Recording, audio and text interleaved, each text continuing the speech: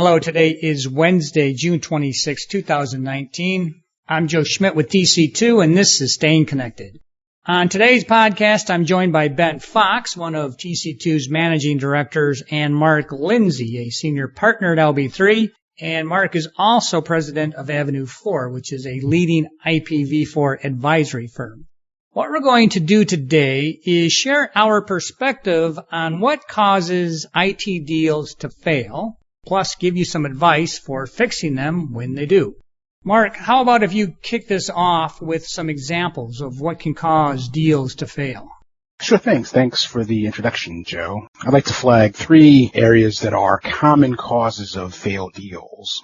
The most common we get called in on was when the provider, at least the customer, perceives the provider is incapable of performing the scope of services or lacks the skills, resources to meet the customer's quality and performance requirements. So they're just not able to perform. That's oftentimes the first thing a customer will cite as the reason for an unhappy, unsatisfactory transaction.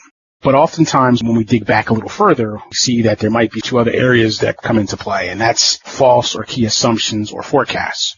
Both parties structure the deal based on a set of assumptions about the forecast consumption or costs of either paying for those services or delivering those services, and they factor that into the 3 to 5 year term of the deal. If actual service delivery or consumption deviates from those initial assumptions, either party or both may perceive the other is really the reason for the problem, and that the other party should bear a greater responsibility for the financial consequences of that false assumption or those failed assumptions. Relatedly, agility and flexibility have become essential success criteria in most of our deals, most enterprise deals in the technology sector. And so customers expect that their key strategic suppliers will help respond to the changing business environment. Technology, financial, and service level requirements can dramatically change over a 3 to 5 year term. So that expectation of agility and flexibility is well grounded. Many of these deals fail, however, because the customer's requirements evolve well beyond the confines of what the original contract contemplated. And to compound the problem, the supplier may be unwilling to take the financial hit to restructure the deal, rescope the services that might actually fix the customer's changing business requirements.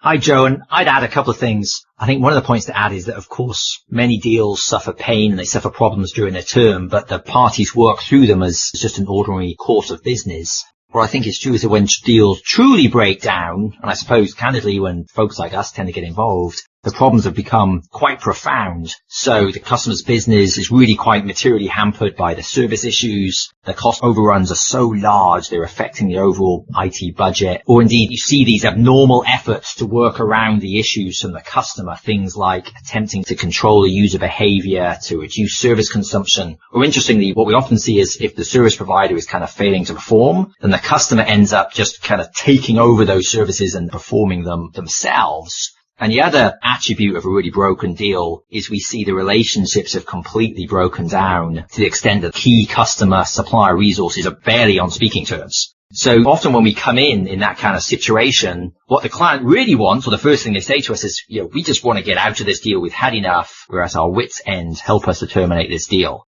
What often happens is once we go through the details and figure out the effort and the expense to prematurely terminate a deal, and of course migrate to a new service provider, and everyone's looked at that in a cold light of day, it soon becomes pretty clear that rather than terminating the deal, the far preferable outcome is to fix it, to turn that deal around. So, Ben, based on your experience with these kinds of disputes and workouts, what advice do you have for enterprise customers? Well, the first thing is just like any negotiation, and this is a negotiation, it's absolutely crucial to be prepared and do your groundwork. So, for example, it's really important to document the provider's failings. And what we tend to find is we come into these situations and we get endless anecdotal stories of the service provider's failures, such as the customer gets upset about the people aren't very good, the services aren't being delivered, etc., etc., etc. But anecdotal evidence isn't that helpful. It has to be factual, if you will. So service level performance can help if you can demonstrate that the service levels in the agreement are not being met by the service provider. But at the same time, often in failing deals, we see service level agreements that are so poorly structured such that the supplier is contractually meeting the SLA despite obvious problems existing. It's also true that when part of the problem is financial, i.e. you're spending more than you thought you would be, you've really got to do the analysis to understand precisely what is causing that overspend. And in particular, don't rely on the supplier's analysis for that. I'd also add on the homework side, right? As a contract lives on in an organization, there's different conventional wisdoms about what it says and what it doesn't say. Oftentimes those conventional wisdoms are wrong. So in this situation, you really need to dig into your contract to understand what terms and conditions can be brought to bear. Because ultimately, when you start the more earnest workout negotiations, you're going to have to be factually based, as Ben points out, and contractually based. And it can't just be looking at extra contract pain that you're suffering. So one of the things that oftentimes is the immediate source of debate is who is in breach of the contract and whether it's a breach of contract. And so figuring out what the specific obligations that your supplier is violating, being down to the clause, the section, and then supporting each one of those assertions of breach with some facts is a key bit of the homework before you start ratcheting up demand letters and requests for action. But important part of that too, this isn't just a bit of advocacy. It isn't just looking at the strength of your own case and believing the strength of your own case. It's looking for the weaknesses in your own case, looking for the weaknesses in your claims of breach by the supplier, and looking to see what claims the supplier may have against you, the customer, for breach. So they're not simply going to allow you to punch them without punching back. So looking at where there may have been some responsibilities on the customer's part that have led to the bad circumstances and exposing those things on your own internal analysis before they're brought to your attention is a much better path forward. The existing contract also can be the framework for determining both parties' expectations of what the outcome would be if they don't reach a settlement. After asserting your breach claims, damages can become a good lever. You don't want to throw out a damage recovery number to threaten your supplier to come to the table if that's not well grounded in either the facts, the actual harm, and more importantly, are recoverable under your contract. Many contracts set contract limits, disclaimers for certain damages you need to recover, so you need to really make sure that any assertion of harm fits within what's permissible and recoverable under your contract. One of the vendor's strongest leverage points is turning off service. In contracts that are well negotiated, the opportunities for suppliers to turn off services while disputes are pending are limited. But not every contract has those clauses. So you need to look very carefully to see, are there obligations of your supplier to continue to perform while disputes are pending? Are there transition support services that no matter what the cause of termination or threatened termination, that they still have some obligation to support you through a termination event? So if you're in this discussion where either party has exercised right to terminate as a constructive termination, you still have the ability to remove supplier leverage point of discontinuing service as permitted under the contract. Oftentimes, payments or non-payments are in dispute in these situations. Customers believe that if they're not getting the service they want, they can stop paying some portion of it. But looking at your particular contract's provisions or what it says or doesn't say about withholding payments is absolutely a great starting point, because oftentimes customers lose their leverage in these kind of negotiations because they're improperly withholding payments and putting themselves in breach. Even if you have a well-negotiated contract, there's frequently rights for the supplier to discontinue when they're not getting paid. So looking at when you can withhold disputes, how much you can withhold disputes, and staying within the protections of the negotiated dispute withholding rights in your contract keeps you in a position of allowing over-aggressive withholding to take away leverage on your case.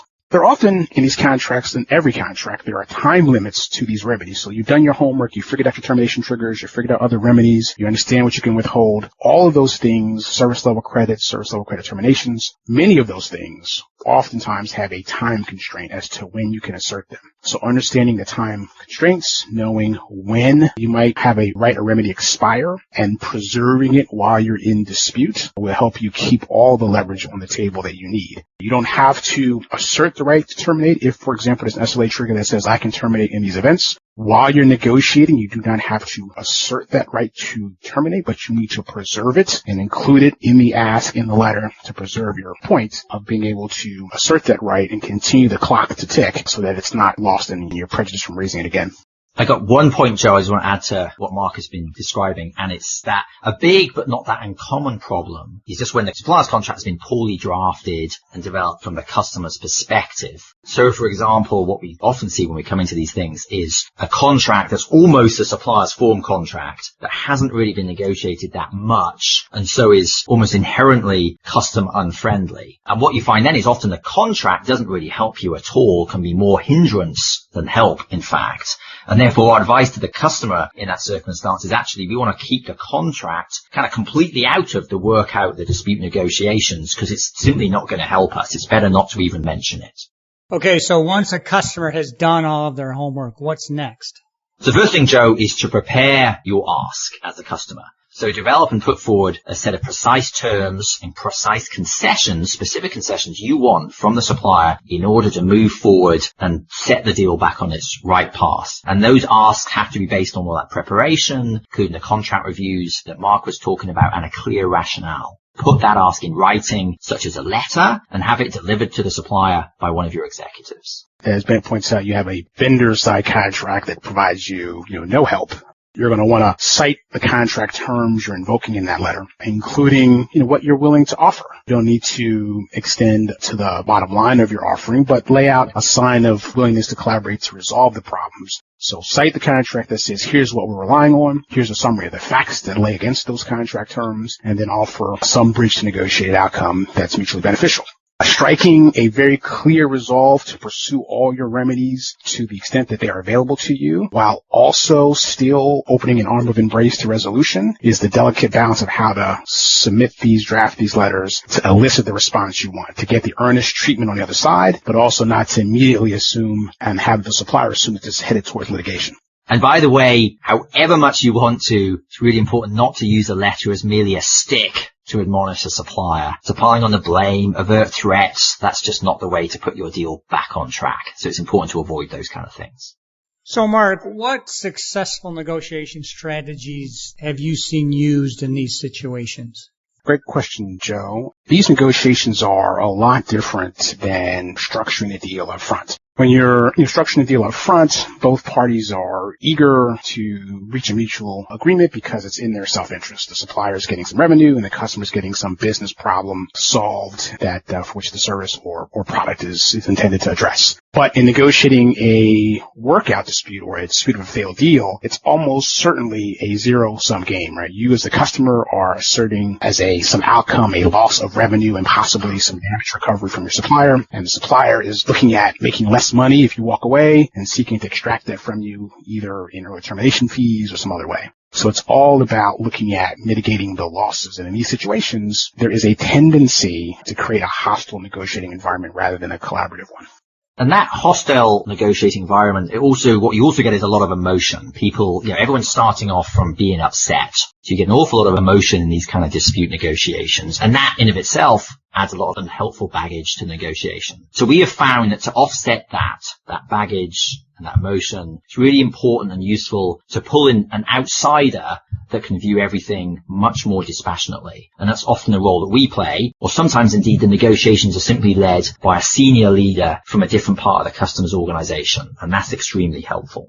It's also important to make sure that the supplier negotiator is at the right level of seniority. Oftentimes, the account team will try to kind of keep this contained, and then they're not able to oftentimes back off the concessions that might be necessary to move forward, or more importantly, they may dig their heels in based on their own legacy grievances, right? They have positioned this account in a certain fashion internally, and it's going to be very hard for them to get away from the internal anchor point that they've established as the relationship has gone south. So whether intentionally or unintentionally, parties can hinder an actual effective resolution if they've been too entrenched in the relationship over time. So the key is escalate early to get to the right level of seniority within the supplier's organization and find someone who has not been entrenched fully in the account and its failings.